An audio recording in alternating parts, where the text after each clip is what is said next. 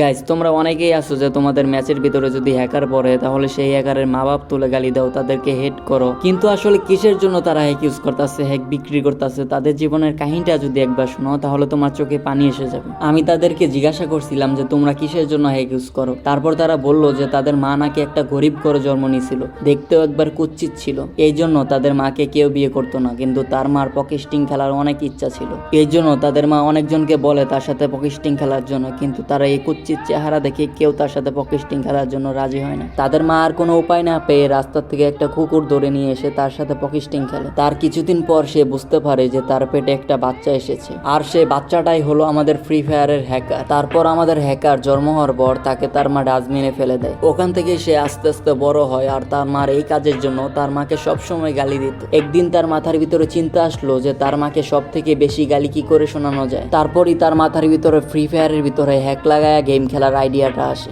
আর তাদের আইডিয়াটা সফলভাবে কাজে লাগে। ঠিক এই জন্য তাদের মা বাপ তুলে গালি দিলে তাদের কোনো যায় আসে না, তারা আরো খুশি হয়।